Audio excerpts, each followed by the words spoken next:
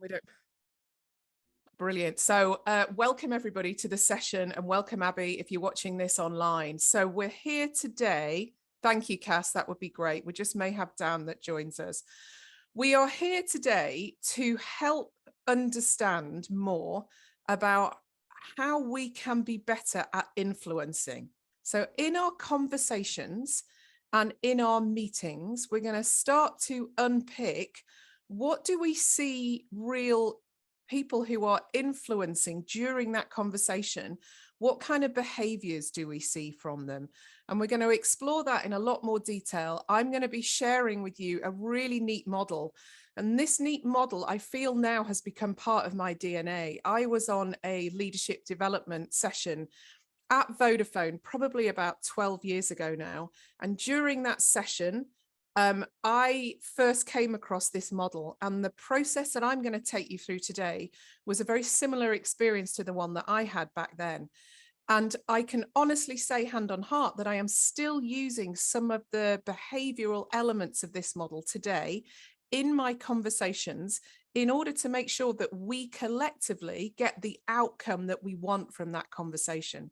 So I'm not necessarily influencing to push my agenda. I'm not necessarily influencing to push the result that I want. At times I may be, but I am more influencing the discussion, the conversation, in order to get to a really productive outcome for us as a team, for us as a function, for us as an organization. And that's what I'm going to talk you through today. And I'm hoping that it will land well with you today. Just in terms of how we're going to run this session, the normal rules and regs apply. So if you can, park any emails, park any last minute Christmas shopping that you realize you haven't yet done, and just focus and be present in the room. That would be awesome. Just in the top corner of my whiteboard here, again, like you did last time, it would be great to have your questions. It would be great to have your insights. So please don't hold back in giving us your thoughts and whatever's going on in your head. I think we've checked everybody's sounds and everybody's videos on now. And like I've said, just for you, Arlen, there is a reactions button down at the bottom. So I think everybody else got to use this last time. So if you do have a question, either give me a wave on the screen, or you can use this raise hand functionality. But my ask of you is that you're a real active participant, okay? And the plan for today is I'm going to drop the aims and objectives into chat in a moment, and then I'm going to give you a chance to explore in a small group. Now that you've had a chance to pause, what do really influential behaviors look like for you? What have you seen in your organization? What have you seen in previous organizations where you've worked? Okay. We're then going to hold a meeting. Okay, we're going to hold a meeting where we're hopefully going to start to see some of you naturally influencing, and I will brief you about that a little bit later on.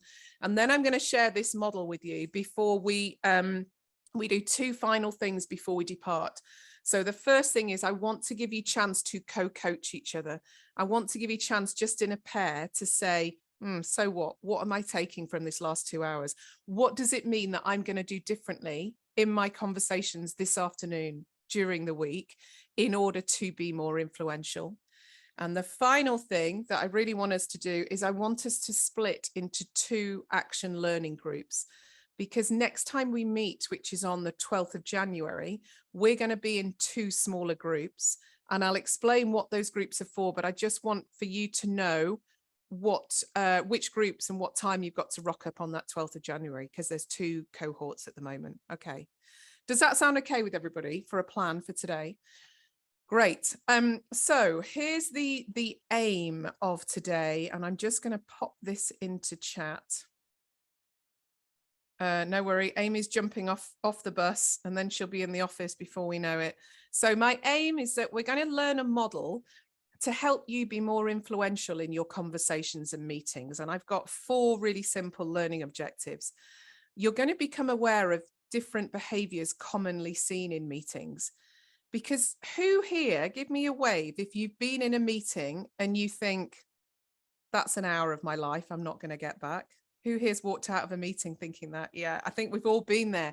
And therefore, I'm going to dare to suggest that we could all have a say, we can all have an impact in influencing that meeting to be more productive. And I think we can do that even if we're not the most senior person in the room, and even if we're not the chair of the meeting. Okay, and we're going to unpick that later on today. So we're going to learn the impact of these behaviors. How does it make us feel if someone, for example, hogs all the limelight in a meeting? How does it make us feel if someone contributes nothing during the meeting? How does it make us feel if somebody's cutting across me and finishing off my sentences?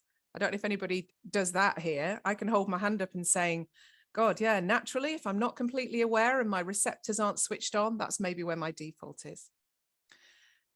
The third objective is where I'm going to give you some really key skills to make you more influential. And hopefully we're going to get a chance to put some of those into practice as well. Okay.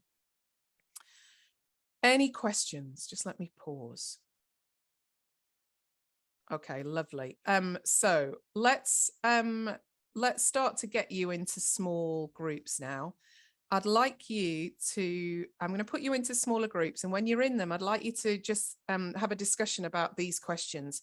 So I want you to think about meetings you've attended or conversations that you have. What have you seen people do that has been influential? And also, I want you to think about the converse, because if we can also unpick what do people do in meetings which negatively affects the meetings, if we can highlight some of those negative behaviors, we can have a watch out for ourselves to make sure we don't fall into the trap of demonstrating those negative behaviors as well. Okay. And I think it's easy to say, well, it's only the chairperson that can be influencing. So maybe bring that into your conversation, because I don't believe that's true. I do think you can influence even if you're not wearing that hat that says the chairperson. Okay. Any questions for me? Lovely. Okay, just let me play on the recording. I knew I'd do that. Sorry. Right. Okay. So welcome back, Abby. Sorry, we're just into the debrief from the breakout rooms. So psychological safety was a term that was coined by an amazing woman called Amy Edmondson. And there's a lot, she's got some fantastic stuff on YouTube, but it's exactly as Luke described. It's an environment that you can establish as a leader where you feel like people are safe to speak up, to innovate, to create without fear of being shouted down, without fear of being belittled, without fear of being laughed at. And that's where your teams are going to be able to, and you are going to be able to demonstrate far more influential skills, because it's, yeah, we're inclusive. We want to hear what you're saying.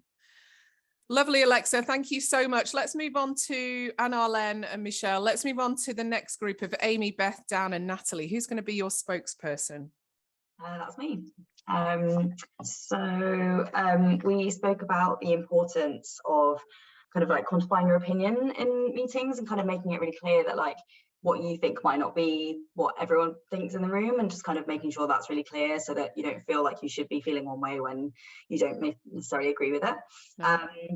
And we also talked about the importance of kind of summarizing a meeting afterwards. So kind of, you know, you've had your discussions and then kind of coming up with a bit of an overview of what's been discussed, and then also coming up with action plans and kind of something to then move the conversation on to the next meeting, so that it doesn't feel like you have just wasted time or just, you know, nothing's kind of come from that meeting. Yeah. And we also spoke about kind of keeping to the agenda. And it's really important to kind of, if you do feel the conversation like veering off, to kind of come back to what you're meant to be talking about, and then kind of saving any further discussions kind of offline, or, you know, to follow up with kind of afterwards. Yeah. And then negatively, we talked about, you know, people talking over people, kind of not giving them space to air their kind of opinions, and the importance as well, if you can, of kind of coming to a meeting, if you do have an issue or a problem, to kind of also maybe come with a bit of a solution, or like try to kind of you know, bring that to the meeting as well, so you're not just kind of dumping loads of problems on people. It's more like, what can we do to kind of, you know, work through this. And then also kind of similar to what Alexa said about engaging people, and kind of the difference between like in-person meetings and Zoom meetings as well. So, you know, in person, you can kind of use your body language and kind of where you're sat in the room to kind of include everyone. But on Zoom, I think you do tend to feel quite cut off, or, you know, not as included. So it's just making sure that everyone in the room virtually feels as included as they would be in person as well. Yeah, that's great, Beth. And there's two things I want to build on from what you said, the last bit about the engaging, I think that is about noticing who is quieter. And remember, from our first session, we've each got different personality types, haven't we? I may be the kind of personality that I need a bit of thinking space before I then contribute. That doesn't mean to say that when I do contribute, it's any less quality. But if I'm working with somebody who finds silences a little bit uncomfortable, so will cut across me and will finish my sentences, like you said, Beth, the influential person within that conversation will notice some of those dynamics going on. So we'll be able to say, Rachel, I'm noticing we haven't heard from you yet, and I know that you've got quite a lot of experience in this area. I would love to hear your view on it. That's when you can be really influential. And the first thing that you said, I want to big up as well, that was the summarizing. I feel like in the conversations where I've realized with hindsight that somebody is influencing that conversation in order to achieve the right outcomes, they have used that technique of summarizing very well. So it may sound something like, so I've noticed we're sort of just over half an hour into it, and it feels like we're really starting to get stuck into this subject matter. We've got still a lot to get through, but does anybody else feel like we need to go over some of the things before we can move on? That's me using that technique of summarizing, and it doesn't matter what seniority you are, it doesn't matter whether you're the chair, that's a super powerful influencing skill. Great, lovely. Thank you so much, Beth. Thank you to that group. So let's come on to Cass, Luke, and Tessa. It's getting trickier as we go on because there's been some really good points made already. Hello, I was volunteered, and our group, being the sunny rays of sunshine that we are, mainly stayed on the positive, actually. So nice. We were talking about, in wanting to be influential, include, basically coming prepared to the meeting, and also knowing, so that's in two contexts. One is that if it's your meeting, for example, there is a clear agenda, there is a clear point or purpose to this meeting. People know what they're going to be discussing up front, so that everyone comes to that armed with whatever that they want to talk about and understands the kind of goals. But also when you're in that meeting, that the things that are discussed have clear outcomes, whether they are decisions or their action points or their different kinds of, anything that can come out of that, really, even if it's a technical discussion about what we might do next, that kind of thing. Making sure that both from the sense of trying to articulate what the meeting itself is about, but then the people within that, and necessarily the people that maybe you need to make decisions or do those things, can do that for you. Nice. We also talked about the language you use in meetings, so making sure that you understand who is in that conversation and that the language that is used is appropriate to that. So if you're having a conversation with, say, some IT technical developers, the kind of language you use would be very different to if you're talking to your CEO, and they might have different levels of technical understanding, or they might have different views on the sort of how detailed the set of information is that you've got. So it's about making sure that you're avoiding jargon, but also making sure that you kind of have an understanding of the context that people are arriving to that meeting with. We also mentioned a little bit about, it was alluded to a little bit earlier about making space for people to talk, but I think one of the things was about when you want to be influential in a meeting, you don't have to be the person saying all the things. If you want an outcome from this meeting, you are bringing the people who will have the, be able to articulate the problem, be able to come with the solutions to that meeting, and giving them the room. So it's less about necessarily you always having to be that point of influence, rather than going, I've thought about this in advance, and I think that X person should be there, and that person should be given opportunity, encouraged to talk if they're someone who isn't, overly forthcoming, that they're given that, that space to do that. So Lovely. Just about, again, using the people around you and trusting your colleagues to be able to, because it's always a team sport, all of this. So, being able to do all that. That'll I love it. So let me try and summarize then, just make sure I've understood correctly. That the most influential person need not be the most frequent voice that you hear during the conversation. Have I understood that properly? So, well, yeah, but also that you might arrive at that meeting as a person in a leadership position wanting an outcome that you need to convince some other leader about. it doesn't have to be you that explains that thing to that other person. You need your Right. team there, or the people who know, and giving them the space. So it's about creating the outcome you wanted, which is your influence, but like through allowing other people to basically do their jobs. Nice. Okay, so you're getting other people on board, you're seeking information from other people, and they're on the same page. Nice. I like that, Luke. I'm going to come back to that testing understanding behavior, because when we share our model, that is one of the key behaviors. And if you noticed, then I heard what Luke had said. I tested my understanding of it, and Luke went, yeah, it is a little bit right. A is right, but just let me add a little bit about B onto it for you, because you've not quite understood it. And what's the impact there? What, it's not only helped my understanding, but who else has it helped the understanding of? Go on, Alex. Yeah, everybody's Everyone. going, yeah, everyone in the group. And it's a really neat little technique. And I'm going to give you a lot more of those techniques when I talk you through the model. Okay. But beautifully illustrated, Luke. Thank you so much. That's great. Okay. Thank you for that group. And the final group, and whether or not there's anything left, let's see. It's Lisa, Maxine, and Nick. So go ahead, guys. Hi there. Yeah, I'll run through a couple of bits that I don't think have been raised so far. So, I mean, first of all, quite a basic one, and most people do this, and that's to insist upon quite full introductions at the beginning of a meeting, just to kind of break the ice, make sure everyone knows who everyone is. And I think for perhaps some of the more kind of shyer people in the meeting, it just helps bring them in straight away, so they're not speaking for the first time when they're called upon. So I think quite a simple bit of housekeeping, but that does help to make sure that happens. We thought quite an interesting one was being able to step forward and say when a meeting isn't working, when you discover actually we've got the wrong people in this meeting and talking about the wrong thing, let's regroup at a later occasion once we've got the right people there. I think that is potentially quite a skill that needs to be done tactfully and diplomatically. But if people can do that, it saves people a lot of time, and also make sure that you've got the right people around the table. So that was something we thought was quite an interesting one. On the negative side of things, then one thing we came up with has not been mentioned so far is it's a little bit the flip of what Luke said. Actually, it's when people delegate within a meeting without consent. So say if you're the person, the chair or the person who's called the meeting, and suddenly within 2 minutes you pass all the responsibility onto another person who you've not briefed, who you've not told they're going to be taking control of. In sporting terms, it's what people call a hospital pass, or leaving someone holding the baby. And literally that, by all means, it's great being able to delegate and realize there's more important people, more important voices in the room than yours, but do make sure that they are aware it's going to revolve around them, and seek out their own concerns beforehand, rather than just throwing it to them during the course of the meeting.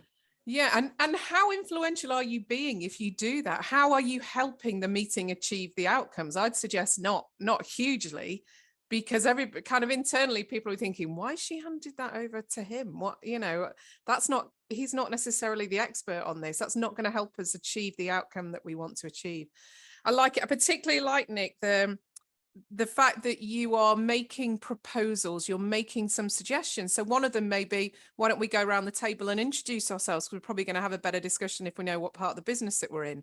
Or the other proposal that you said is, well, sounds like we don't have the right people around the table. Let's regroup when we do. That technique, that behavior of proposing a solution that is actionable is definitely needed. We're going to talk about in what degree, in what balance do we need some of that. Okay, nice. Anything else anyone wants to add before we move on? Okay, so I think the best way of seeing some influential behaviors is to run a discussion. Okay, and in order to run a discussion, we need a bit of meat to run this discussion on. So I'm going to give you a fictitious, and I'm going to emphasize that word, a fictitious scenario of a poor baroness who has been murdered. Okay. So here's what I'm going to ask you to do. I'm going to drop it into chat. Let me do that right now. Just let me find, there we go. So into chat, you will see that there's a Word document. If you double click that and open it up, Amy, are you on this is going to be really tricky on an iPhone, Amy. I'm just trying to log on to my computer. I'm in the office now, so I'm just trying to log on. Brilliant. Okay, so don't rush. Just take your time doing that. You will see when you open it up, there's two sides to it. So on one side, there's a story. I'm going to say again, it is fictitious. So some people get super into this. And on the second side, there's the task brief that I'd like you to do. So I'm going to ask you to go on mute for 10 minutes. And I would like you, once you've read through it, to give a ranking to who you think is the most responsible for the poor Baroness's death and the least responsible. So you'll have to assign a 1 to 6. So you can't, for example, have everybody at number 3. All right. So that's your goal. Are there any questions at all? No? I got a little bit distracted because I'm having problems logging on, so I didn't hear all of that. No problem, Amy. So into the chat, I'm going to drop it again because you won't see it on your laptop. You will find a story. It's a Word document, and it's just some meat, some content for us to have a discussion about. So out of the discussion, I can see some behaviors come out of you. So I'd like you to read page 1. And then on page 2, I'd like you to assign numbers 1 to 6 on who you think is most responsible to least responsible for the Baroness's death. Okay. So Cluedo, basically. Oh, let's turn it into that. I'll tell you what, I'm going to press pause. Will you remind me to click it up to press play again in a minute? Okay, if you're the 6, you've got an important task. I would like you to, I'm going to come to you straight after the meeting is finished, so at the end of 10 minutes, and I'm going to ask you to notice who do you think was influential in the meeting and what behaviors did you see that really helped them be influential, all right? So I'm also going to ask you, what did you see that wasn't helpful? All right, well, so we'll come to you immediately after the end of the 8 minutes. So you've got, and 10 minutes, sorry. So you've got a very important role. I am also going to ask you if you can just turn your cameras off, like I will be doing as well. And then we can just see the 8 people who are going to be hopefully demonstrating some awesome influencing skills. Now you'll notice this isn't called a maths problem solving class, because the easiest thing would be to do was say, who's got 1, who's got 2, let's rank them in order and let's vote. I would love you to see some really good influencing skills rather than trying to solve the problem using maths, okay? So don't use voting or don't use averages, anything like that, because that's not going to hit the nail on the head, okay? Are you all clear in terms of what I'm asking you to do? So your outcome is to achieve a consensus ranking. So if Nick, Maxine, Tessa, Dan, Alexa, Luke, Lisa, and Natalie, if you can all keep your cameras on, and everybody else, if we can turn ours off, and your outcome to achieve after 10 minutes is ideally a consensus ranking of who you think is least to most responsible for the poor Baroness's death. Okay. Brilliant. Okay. Enjoy, guys.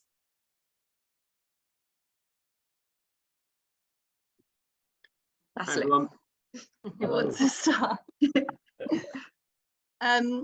I feel like we might just start by saying who we feel like is the most responsible, and then we can sort of kick off from there. I think that it is the Baron because he ordered the killing. And I'll throw it out to you to see if anyone has any other opinions. I actually went for the gatekeeper because he carried out the act. He's only a servant. I've got Baron 1, gatekeeper 2. I think because Baron ordered it, and I think he's created the whole value system that has almost compelled the gatekeeper, but the gatekeeper has to take obviously some major responsibility for the action itself, and I think it's between those two. Yeah, I've got the same as you, Nick. I've got Baron 1 and gatekeeper 2 because I think the Baron influenced the gatekeeper to carry out the deed. Yeah, I'm the same. Just add that. I think I'm the only one with the gatekeeper as the number 1. Why did you put the gatekeeper as 1? Because he was the one who actually stabbed her. Yeah, because ultimately he carried out the act. I get that the Baron made the order, but I guess I felt like he had to take the responsibility for actually doing the deed. He didn't have to follow the order at the end of the day. Yeah. But then he did. he might have died. He might have But been we don't killed. know that. That's not in the context of the story. We don't know what would have happened. Does nobody have nothing from outside of those two? We all in the same place with those two. Yeah. I think. Yeah. Are we going general consensus that everyone thinks the Baron is the main one? The Are you, fairest. are you comfortable with that, Tessa? Do you? Yeah, I'm fine with that. I think it's close run. I think it's there's not a lot in it. Oh, I feel like Luke's got something else. Yeah, no, but personally for me, it's the gatekeeper, because as you say, he literally did the murder. Yeah. And like, if you're asking who is responsible for doing the murder, I think the person that did the murder is probably the most responsible. Like, I don't really see how you can have it any other way than the person who literally knifed her. What's it in like law, like in terms of kind of if like, you know, there's the mafia do a killing and then they order a killing, is it the hitman or is it the mafia? Well, I you think do it's the person who did it was like murder and then manslaughter. well, you're accessory to murder, right? Yeah. For example. Yeah. I mean, we don't know the whole value system of this kind of thing, but we assume it's quite feudal, which kind of means the gatekeeper kind of has less personal agency. I don't think we have to stick with our own value I think systems. you're making assumptions there, Nick. And I don't think that really is clear in the text that is here. We've been asked what our opinions are, not a hypothetical law system that may or may not exist in this world. Well, should we come back to point So two? I think it's, if you're going to knife someone, then that's a bad thing. You should get them for that. If you're going to order to knife someone, that's also a bad thing. Also true. Yeah, I think put them as joint. Can we joint worst? I suspect we can't. I don't think so. Just make our own system. Yeah, that is our value system. Yeah, I think I put the personal into it in my value system, in that he has a vested interest. The gatekeeper, in my eyes, was just a contract killer. So I found more responsibility with the other one. But again, 1 and 2 were very close. I think we're all agreed that 1 and 2 are between. We could go to the next ones, which might be and then come back to those two. Well, and then should we just do a vote on these two? Or do you want to discuss the others, Luke, and then come back? Because these two, it seems like... I prefer, because I am starting to be swayed to potentially Tessa and Luke's way of thinking, but I want to ruminate over it if possible. And so should we talk about the others? And then 4 others, otherwise we're only going to have 1 and 2. Would it be helpful to go to the bottom next, just to kind of eliminate who we think are kind of least blamed for? And I would, for me, I'm going to put the boatman as the least blamed, simply because he has, I think he's got the least skin in the game. I think he's the most disconnected from the whole setup of the 6. Yeah. I went with a friend, similarly, very bystander, basically. I didn't realise he was going to get caught up in this. I actually... Go ahead. Sorry, I interrupted. I didn't mean to. Sorry, Dan. No, that's absolutely fine. But it's a toss-up between those two. I put the friend as number 3. Oh wow, we're all so different. This is fascinating. So, Maxine, what did you say? I think you put the lover as number 6 because I think he was quite open with her and said like it was just romantic, and I don't think he had any part to do. We don't know that. He could have been playing a game right up until that point. But do you know what? I think with the friend, like to me, as a friend, you have like a commitment to that person, and I think they just. I think as a lover, you do. Natalie, what did you put? Have got a bit more agency, Natalie, what did you put? You had your hand up. Well, you know what I did at the beginning? I had the boatman last, and I realised at the last minute, I was like, why is the Baroness being blamed for her own? I also put the Baroness. I swapped them, and now then I put the Baroness last because she's being murdered. She had nowhere else to go. She tried multiple other times to not be murdered, and then. Otherwise, you're saying the victim is responsible for being murdered, right? And like what she did is she was told she wasn't allowed to go out by someone who perhaps should not have that authority over her. She went out, and then they wouldn't let her back in, so they murdered her. Lisa, would you echo that? I think you were saying that as well, right? Yeah, it said that she would be punished severely, but that doesn't mean. So she knew that, but that doesn't mean that she'd be murdered. Yeah, that was my view as well. I put the friend as 3rd because I think a friend should have stepped up and helped her. that's Yeah. really quite That was disgraceful. awful. That she didn't. Yeah. Yeah, like I the- put the friend as third as well. To an I extent, think, the yeah. lover as well. I think I put And then friend lover. third, lover fourth. Yeah. I think. Yeah, and then Is- boatman. and then fifth. I think they've Boatman. both got agency. Yeah. Okay, Yeah. so we're agreed on third and fourth. I did have them the other way, but now you say it like that because I thought the romantic connection immediately should have that. Actually, now you say it, the friend. Should always be blamed able to her for rely on something. your friend, shouldn't Yes. you? So I would agree with that as well. Yeah, Are we and I going did have the Baroness for Baroness as, last? sorry. Baroness last then. Yeah, I thought agree with after Baroness. that. I did have it as fifth, but yeah, victim blame it's Yeah. it's not So we've got currently, it feels like there's a consensus for friend third, lover fourth, boatman fifth, baroness sixth, Yeah, and then we're yeah. still Agree, just agree. working on the baron gatekeeper 1 and 2 position. Is that Yeah. where we're at? Yeah, I think so. Correct. Looks like it. Okay. So is it 2 people think that it's the gatekeeper? Well, I don't know, Alexa, have you been 3. swayed yet? I'm still thinking about it. I Just sort of raise your I'm hand. like, what's the legal position in this feudal world? Like that's Well, what I'm if you- trying to like get into. Well, ultimately, surely the person that does the act is the one that gets the But longest then sentence. would he? But he wouldn't.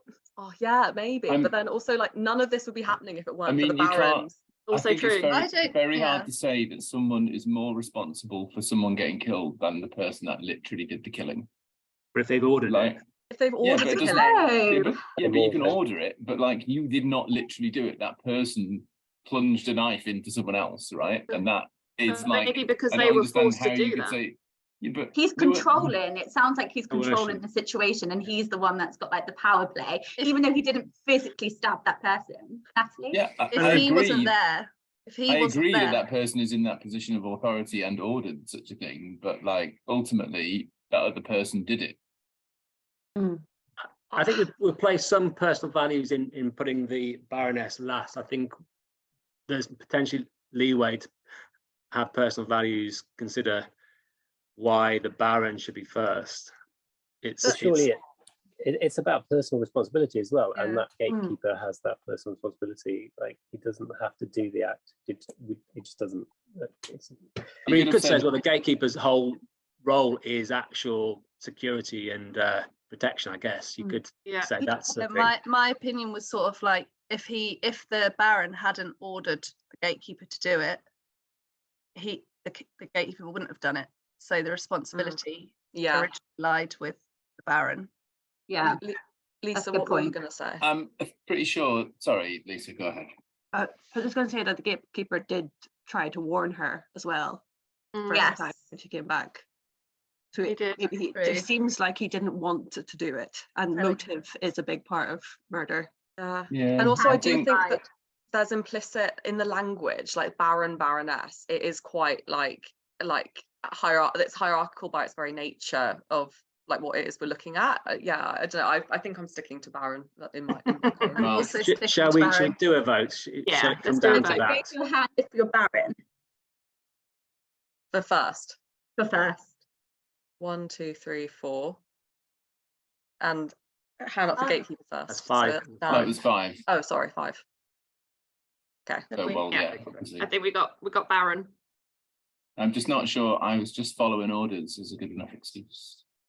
The know what you historical mean. context for that kind of thing. It never sounds know. good that context. Can we do? We can do 1 and 2 with a little Oh, and we're out, asterisk. and we're out of time. Very good, very good. Everybody, switch your cameras back on. Switch your cameras back on.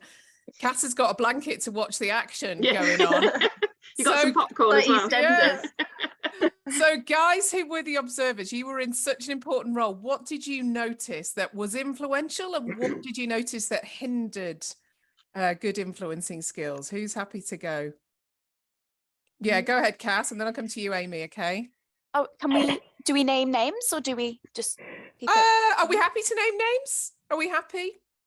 People are like, oh, if you have to. We're here. Yeah.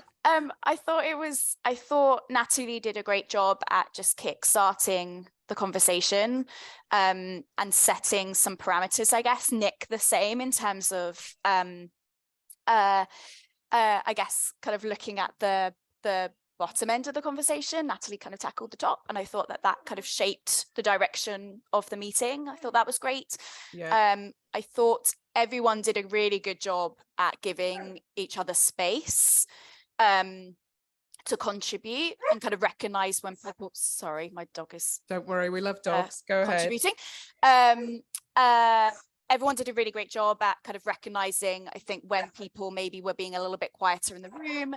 And Alexa, I thought you did a great job at like summarizing the conversation, and I guess kind of making sure that that felt, I guess, the kind of consensus of the room. That was my thinking. Yeah, I think what I've captured similar, Cass. I like that. What about anybody else? Amy, yeah, I saw your hand go up earlier. What did you notice?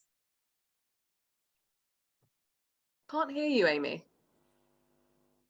Go to there's a little up arrow next to the mute button. Yeah, there we go. Okay. I just was saying I thought it was really good the way that everyone was sort of giving each other space to speak, and then if there was an overlap, there was obviously an acknowledgement of that and saying, no, it was very not polite, but it's sort of, it really did leave, and then encouraging everyone else to have a voice, and it's not just being led by one particular person. It was just very much inclusive. It was an inclusive space for conversation, and also timekeeping. Kudos, that was amazing. Let's wrap this up.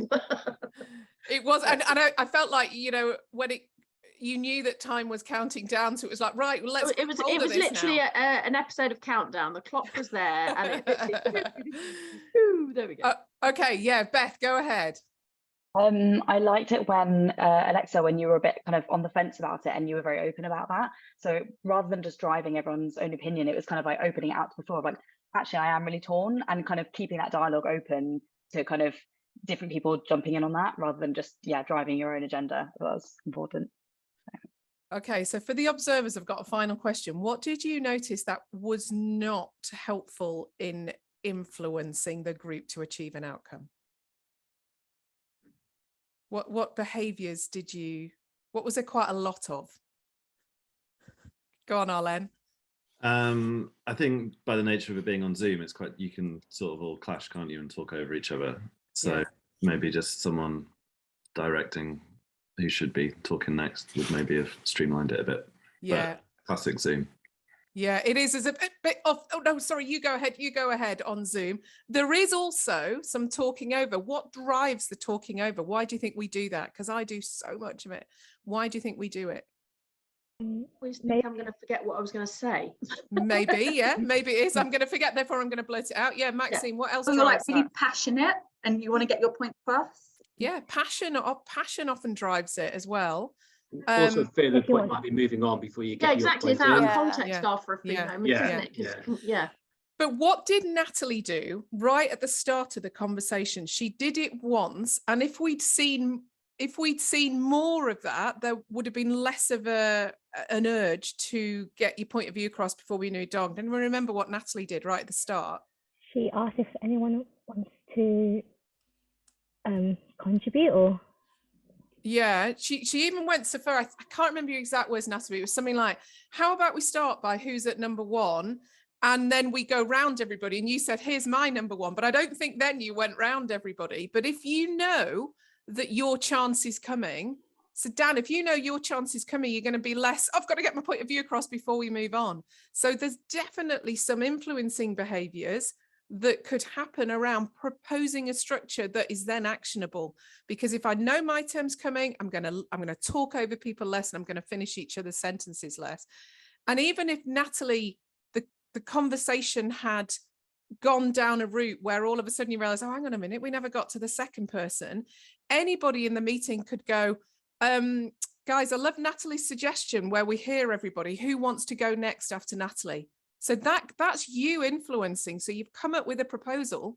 Somebody's noticing, actually, we've gone a bit off track on that. Let's get back on track, because that seemed like a really good process for us to follow, a light touch process for us to follow.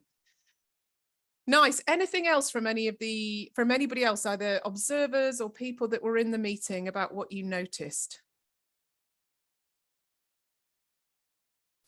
I don't know if this is right or not. I got the impression that maybe a couple of people would have wanted a bit more space to contribute, I guess. It felt like maybe for some, the conversation moved along before they felt like they were able to fully say what they wanted to say, I guess. So a little bit of frustration that I didn't have the space. Yeah, maybe. Yeah. And of course, it was a crazy topic. It was only 10 minutes and you knew you were being observed. Okay, so there's all of that goes on within it as well. Okay, it was great. Thank you so much to all the observers and for those that take part. Let me share the model with you now, because I think this model is really interesting. And as we go through it, we're going to start to see where did we see some of that behavior in the meeting as well.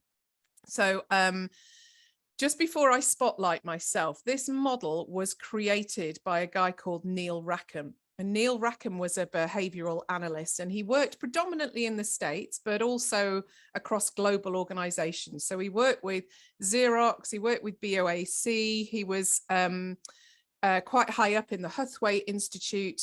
So he started to observe teams in a business setting.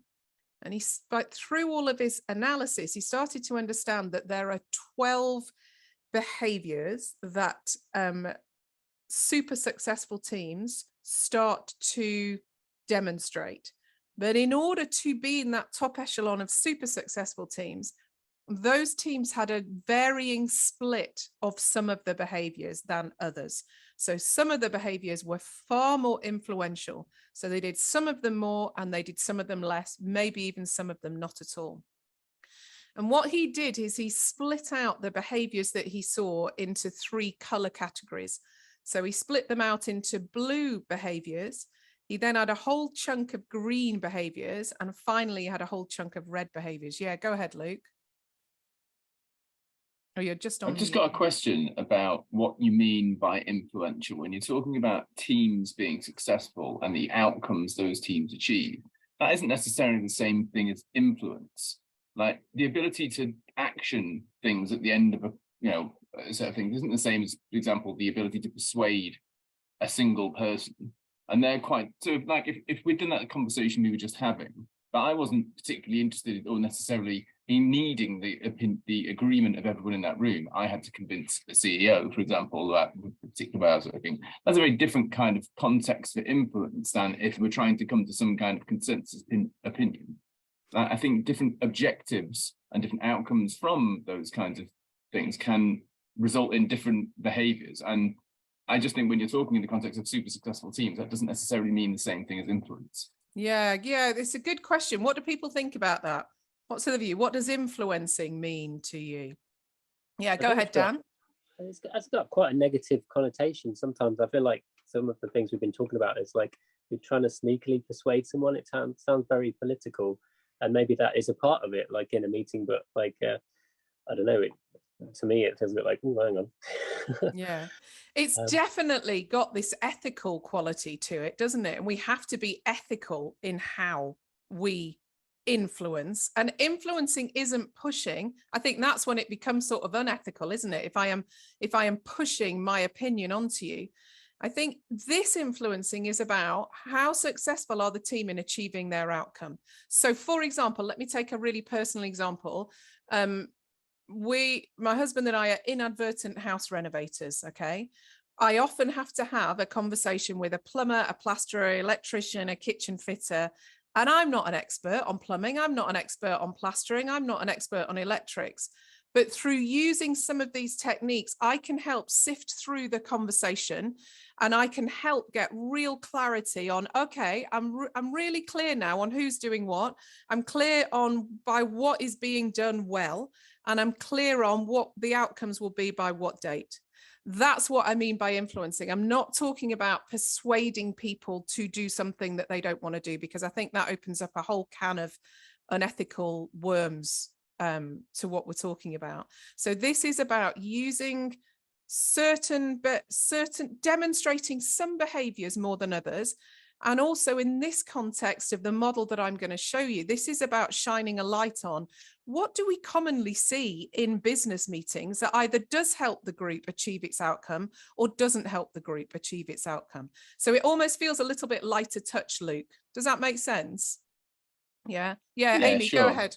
I was just going to say, influencing in a meeting context, I completely understand and agree that it does actually have those negative connotations in many ways, but also influencing people to feel comfortable, influencing people to feel that they have an open space, influencing people to feel they have a voice. You know, it's sort of like going back to that point we were saying about starting the meeting with an open forum, you know, ice breaking, that kind of thing. No question is a stupid question. You know, that's influencing people already from the offset, that I'm influencing you, that you're okay, this is a safe environment to have your opinion and your voice heard, that kind of thing. So that's a positive influence. Yeah.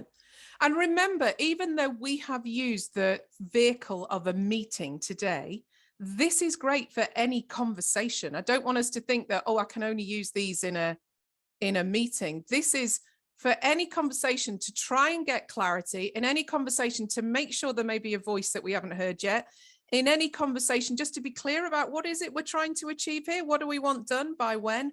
That's where some of these techniques come in. So yeah, it'd be really interesting to see how you put them into practice this afternoon and for the rest of the week.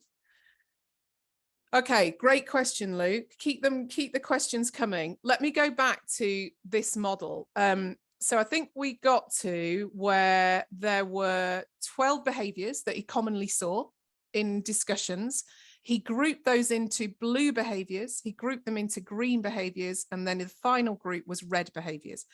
And through all of his analysis, he started realizing that certain teams had a different weight of how many blue behaviors they demonstrated, how many green behaviors they demonstrated, and how many red behaviors they demonstrated. And what I was doing in the background as you were trying to have your discussion is I had all your names across the top of my whiteboard. I think you can just see Nick's poking out there. And I was trying to annotate whenever I saw one of you demonstrating one of these behaviors, I was trying to capture it. So I've got a snapshot view of what kind of behaviors we saw out at play during that discussion.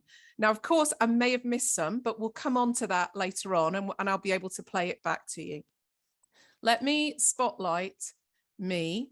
I do have a handout for you as well. So don't worry if you don't manage to capture everything, because I'll have all of this on a handout for you as well. But you may still just want to take some notes as we're going through it. So the first set of behaviors that he saw is what he calls blue behaviors. Let me just try and get a bit of the glare off that. Is that okay for you? So the first one of the behaviors is what Neil Rackhams calls giving information. So this is where, as humans at work and at home as well, we often want to give our facts, give our opinion, give some data to the group. We tend to want to do this quite a lot. Did we see any of that in this meeting, do you think? Did we see any of that in this discussion? People saying, I think, yeah. And if we were all out on an away day together and we weren't aware that this behavioral analysis was being done, this is probably the most common behavior that we give, because we've all got an opinion. And that's probably normally how I'm going to try and persuade you, or how I'm going to try and influence you, is to give facts and data. So you may hear me saying something like, well, my view is that we should hold a regular meeting, which or I'm not sure the client's needs are being met yet because of XYZ. So I'm really making a statement. I'm offering information to the group. So we did see a huge amount in that, and I'll reveal the scores in a moment. The second blue behavior, I've mentioned it a couple of times already, and that's where somebody in the discussion makes a suggestion or provides a framework that is actionable by the group. So this is where Natalie at the beginning said, how about we see who everybody's got at number one, and then we'll go around each other and see hear from everybody. Nick, when we were looking at the feedback from the breakout groups, you gave two really good examples of where you do this. So one of them is you were saying, let's make sure we have introductions for everybody so that we can see who's around the table and what skill set they bring to the conversation. And also when we fed back from the breakout groups, you made that suggestion of, maybe during a conversation, you haven't got the right people around the table to be able to get the best outcome. So you would make a proposal that says, I'm going to suggest we regroup here until we've got the right people around the table. So this is definitely needed, because without an actionable framework, your meeting's not always going to get to the point that you want it to get to. There's a danger that it's going to go off track. And I think we saw this quite a lot in your meetings. I think, Maxine, you tried to do it twice. Nick, you did it a couple of times. Natalie, you definitely did it at the beginning. Luke, I caught you doing it once as well. Okay. And then you've got this final blue behavior, and this is where you're disagreeing. It definitely needs to happen. So healthy teams need to be able to disagree. But this is where you're openly verbalizing non-agreement about what's being said, and you're using really clear statements. So it could sound something like, well, I disagree that we keep the meeting invites just to the leadership team. We're going to miss out on some clear input if we don't invite others in the organization as well. So you're clearly stating I disagree, and then you're giving your reasons for it. And again, it's an influential behavior. It's about how much time you spend on these blue behaviors versus some of the other behaviors. Okay, so blue behaviors, I'll come on to that in a moment. So let me move on then to the green behaviors down here. So these green behaviors are where you're bringing much more curiosity to the conversation. So the first one of these green behaviors talks about seeking information. I think this is one of the most powerful things you can do in a conversation. And I think it plays back to, was it you, Luke, when we were feeding back, we're talking about asking questions of others in order to hear what they're saying, which may be exactly the same point that you were going to say. But so this is where you are asking a question of the group to get opinions, to get clarifications, or maybe even to get more data from other individuals. So it may be that, and we did see it quite a lot in your particular conversation then. So it may be that you hear yourself say, so what's your view on what you've just heard? Or what's the biggest risk that we face if we take that approach? Or what are the benefits of going with that suggestion? What do you have to do though, as a leader of your people, if it's your team meeting, or in order to be influential, once you've used this behavior as seeking information, what do you then have to follow it up with? Just come off mute. We've talked about this once already. What do you have to be really good at? Listening and digesting the information back to the group. Yeah, and that can be really tricky if you have got a route that you want to go down. But remember, you're influencing the group to get to the best outcome. That may not necessarily be your outcome. So if you've asked a really good question to seek information, then ears completely open to really understand, well, what is it I'm hearing? Does that really change my view? Am I listening to understand rather than listening just to get my point of view across? Okay, the second green behavior is around supporting. So this is really underused and is super powerful. So this is where you will verbalize the agreement, or you'll appreciate the contribution that another group member has made. And I heard a really nice story that there was a colleague of mine who was doing some team coaching with a US airline company. And there was a new marketing director appointed to the board. And my colleague observed him in his first 3 board meetings. And one of the only behaviors that he demonstrated in those first 3 board meetings was this supporting behavior. And he'd say something like, Alexa, I thought that was a brilliant contribution you made. Or Dan, fantastic, I really agree with what you're saying. He didn't necessarily go on to add anything else on top of it. He didn't take the idea off on a tangent. But because you seldomly see this behavior, it can be really, really influential. And at the end of the 3rd board meeting, the CEO walked back to the desk with this new marketing director.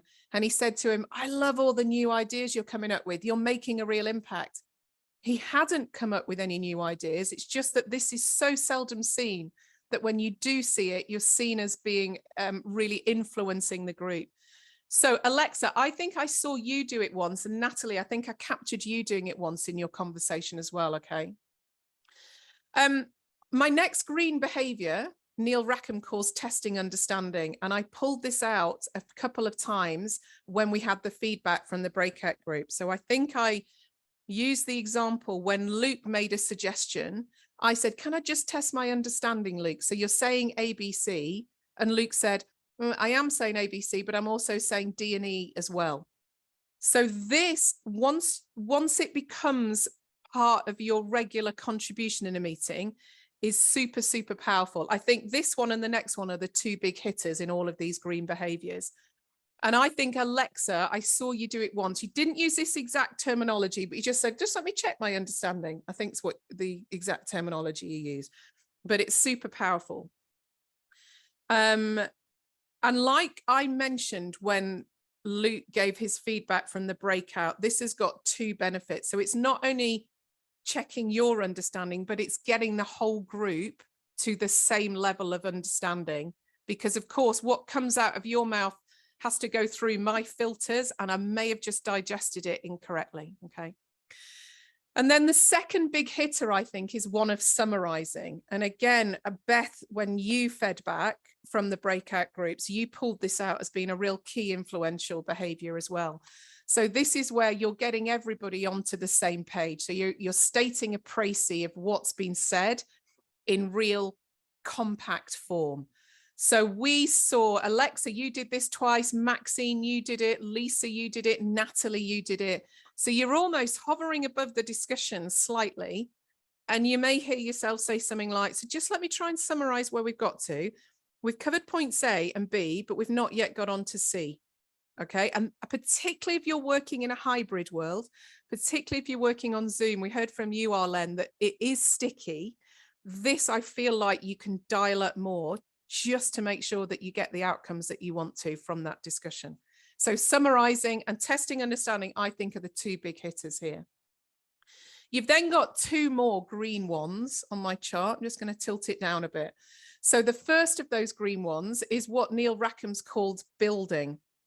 And I don't think we saw any of this in your discussion. It's not rare, but it's less seldom seen than some of these other green behaviors.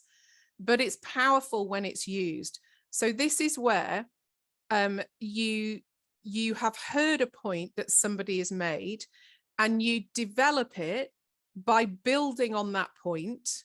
You're not necessarily taking it off in a different direction, but you're acknowledging the ideas, and you're taking the thinking a little bit further.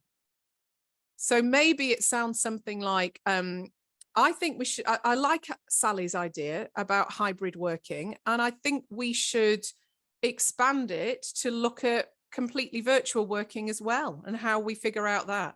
So you're acknowledging the fact that you've listened, and somebody has made a really good point, and you're building your point on it, rather than saying, yeah, that reminds me, and you go off on a tangent. Okay. So tricky to do, but once you get the hang of it, it will become easier. And then the final green point, which we've mentioned a lot this morning, is one of bringing in. So this is where you are noticing who hasn't yet made a contribution in the meeting, and by names, you are following up. So this is, and we saw this a lot. So Nick did it, Maxine did it, Teresa, you did it, Alexa, I think you did it 3 times. Luke, I spotted you doing it as well. So you're saying, John, I've noticed you've got some experience in that. We haven't heard from you yet. What's your view? And this is brilliant when you think about to last session, those people who are perhaps quieter, want to get their thoughts in order. This is a super powerful behavior, particularly if you know that perhaps you're on the end of the extroversion scale, i.e., I will talk over somebody, I will fill a sentence. How amazing would it be to bring to use your tendency for extroversion to bring other people in? Okay. Then there's a final group. There's a group of red behaviors, according to Neil Rackham. And I've grouped them. I've grouped 2 together. So one's a defend and attack position. I don't think we saw any of that in this meeting, but this is where somebody may make a statement that's almost validating their superior position. So you're blaming me for the fact the figures of late, or I've worked here for 5 years and I've never seen that in a proposal, so I don't think we should put it on now. Okay. Or attacking is almost like you're making a negative statement based on another member of the group. So it may sound something like, well, you would say that. You're coming from the marketing team, aren't you? Type thing. The one that we did see, though, was what Neil Rackham calls shutting out. And this is where there is any behavior in the conversation that doesn't help the group reach or influence the group to reach the conclusion. So this can be anything. This can be talking over somebody. This can be finishing somebody's sentences. If we were all in a meeting room in your offices, this may be, hang on a minute, Natalie, hang on a minute, Natalie. It may be that sort of holding your hand back. So this is any behavior which stops somebody making that contribution. And like we've said, this can be driven by passion.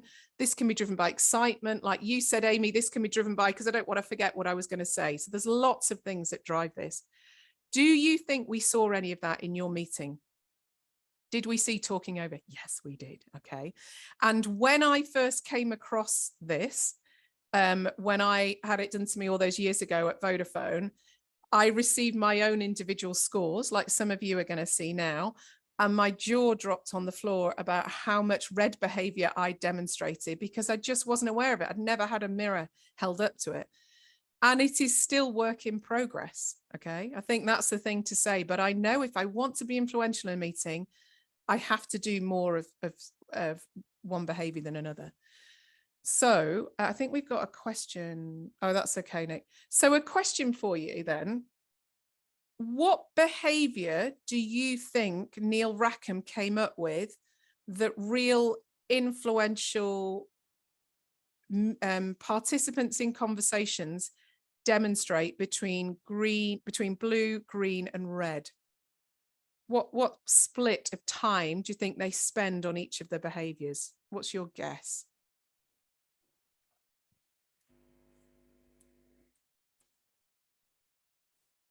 What do you reckon? Who's going to give a stab? I think maybe to the uneducated, it might be more red. I mean, I don't know. It's because obviously the green and the blue are very sort of informed and very you're very aware and you're very understanding of the bigger space. But I suppose in a more kind of emotive space, it's more red, isn't it? Really, I think. So green and blue behaviors you are noticing more, almost like it feels like you're noticing what's going on in the group in order to help that group achieve the consensus.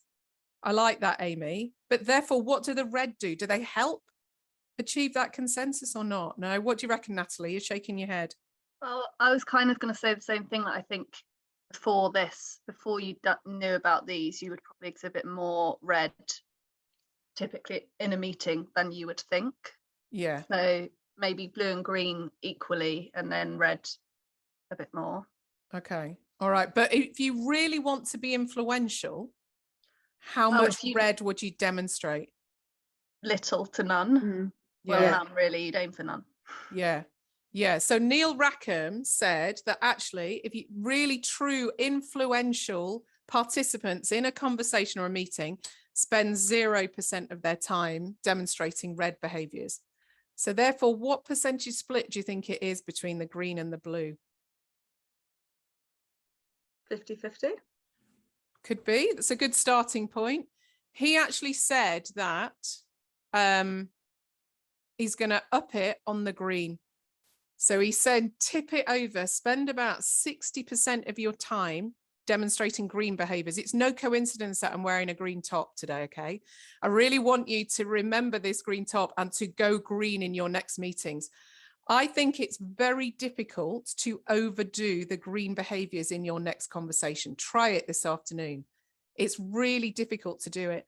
And the reason is I think naturally we have a higher tendency to demonstrate these blue behaviors, particularly that giving information. So that therefore means that really effective, influential participants in a conversation will spend about 40% of their time demonstrating this blue behavior. So where do you think that your meeting was? What did we see in action? Where do you think the percentage split was for what we've just seen you guys do? Who's going to give a stab? Yeah, go ahead, Maxine.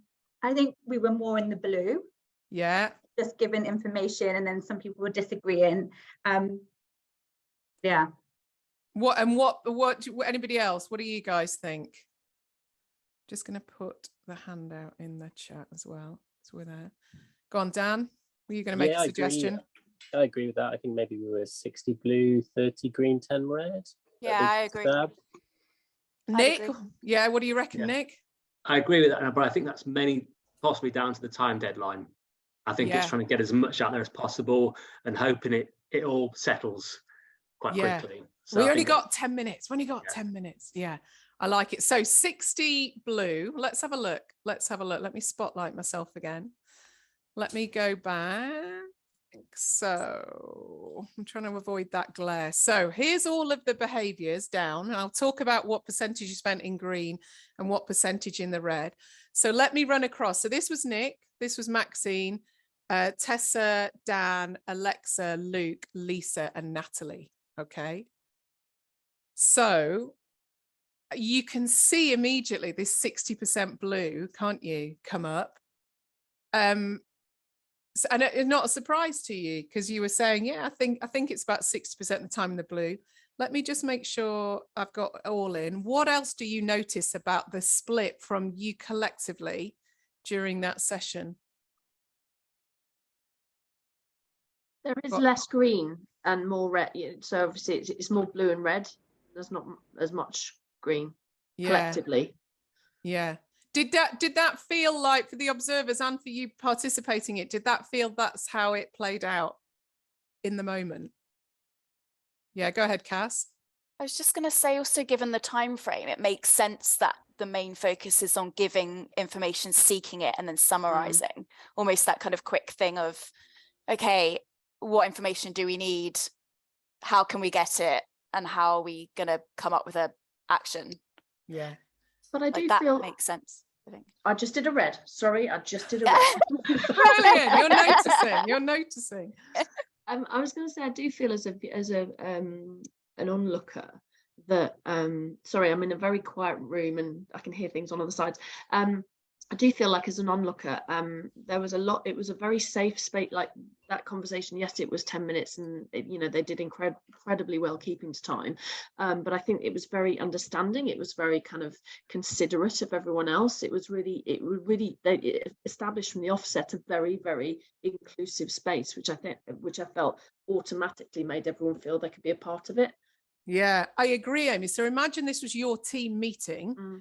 What could you up more of in order to get less of the red if it was your team? Because you want that safe space that you've described, don't you? So what behavior could you dial up even more? I think it's about setting the mood for it right at the beginning, really sort of establishing at the top of the meeting that, this is like an all-inclusive space. Everyone is welcome to converse. No idea is a bad idea.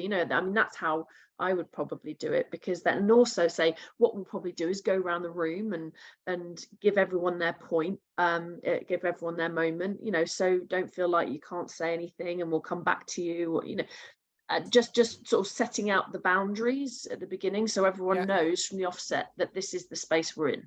Yeah, brilliant. So what I'm going to summarize that is, actually, if you do more proposing, which is exactly what you've described, everyone will have a chance to talk. We're going to go around the room. And it's all actionable. I'm going to feel less like I've got to butt in. I'm going to feel like I can be more inclusive. I'm going to kind of feel a bit more paced, maybe, in the whole of the session. And remember, as you're influencing and linking are closely linked. So this is you demonstrating some of these brilliant behaviors as you lead your teams in their one-to-ones, in your team meetings, as well as in wider non-team conversations as well. So back to the split then, I think you had 59% in the green, which was not far off that 60% guess. I think you had in the blue, 59% in the blue. I think you had 23% in the green, and I think you had 18% in the red. Okay. So I've got a question for you. If I was to follow you around to every one of your meetings in the next week, just jump onto chat. What percentage split do you think you would naturally be at? What would your view? Because if you look down your columns, you start to get split of individuals. So where do you think you would naturally be? If I followed you around, let's jump onto chat and just have a see.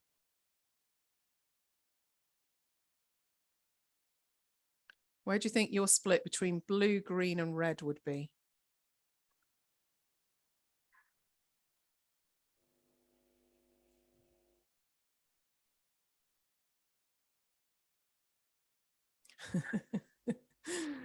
It's very good self-awareness from Amy. Yeah, and this is everything. Piers and I in our last session talked about what we're hoping you get on this journey that we're on together is you get an awareness of how you operate. And that awareness that you're getting today of where you would naturally be in your sort of shoes kicked off self is crucial to you understanding, okay, I've now got a range of behaviors. I've now got a range of different flexes, different styles that I can try out in different conversations in order to help that discussion get the outcome that it wants to get. And what that then gives you is a choice.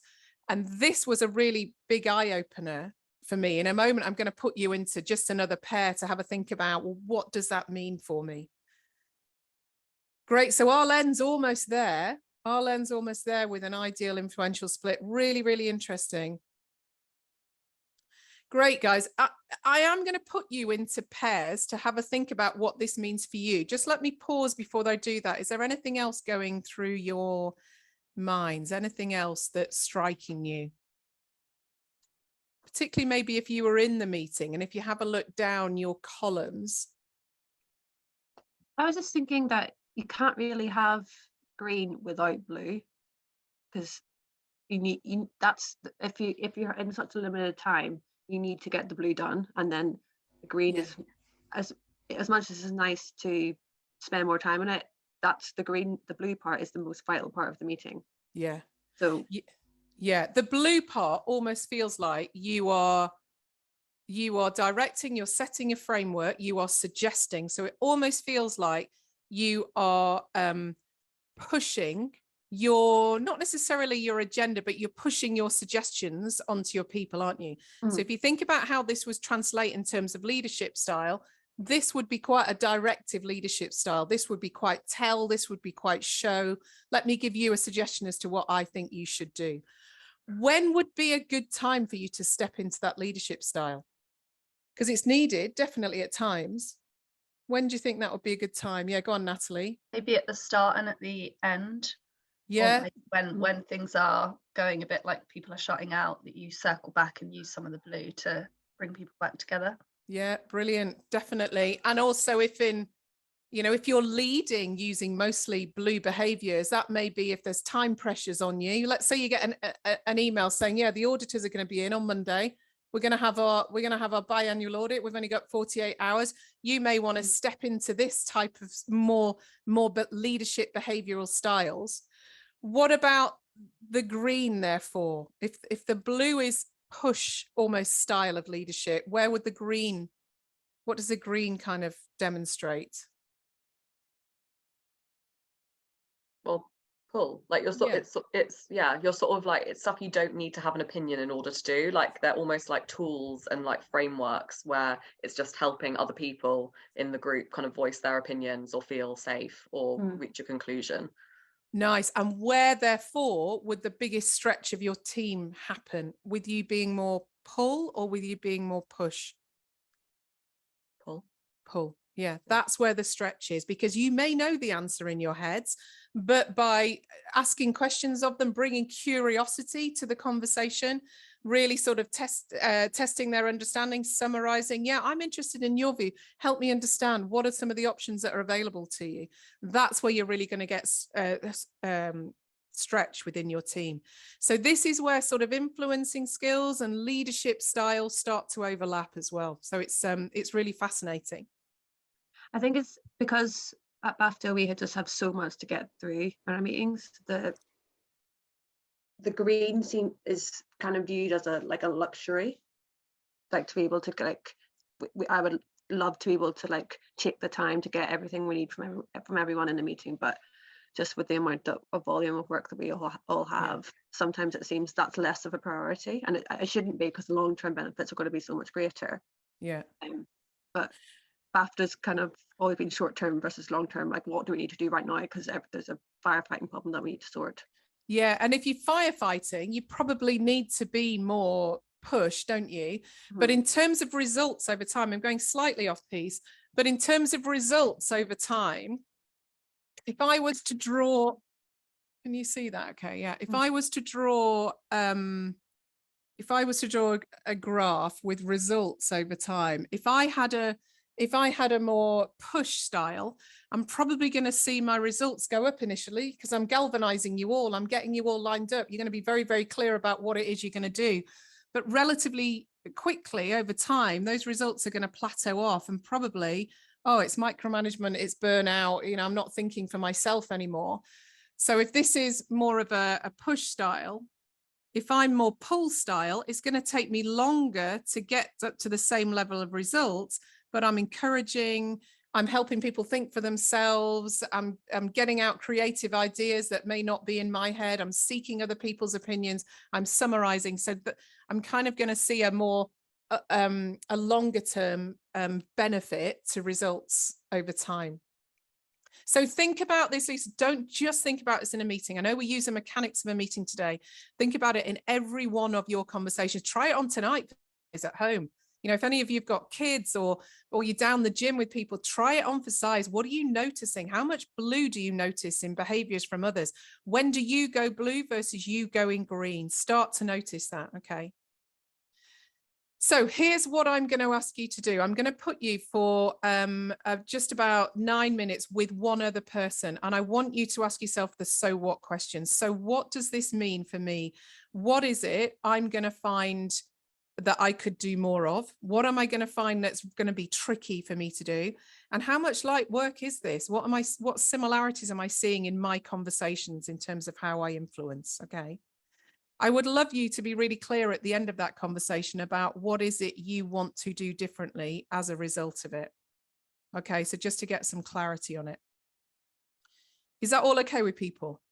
Yeah, lovely. So I'm going to give you a quick 9 minutes. Enjoy the conversations and I'll see you on the other side. So your aim is to get real clarity for you on what are your next steps. Lovely, guys.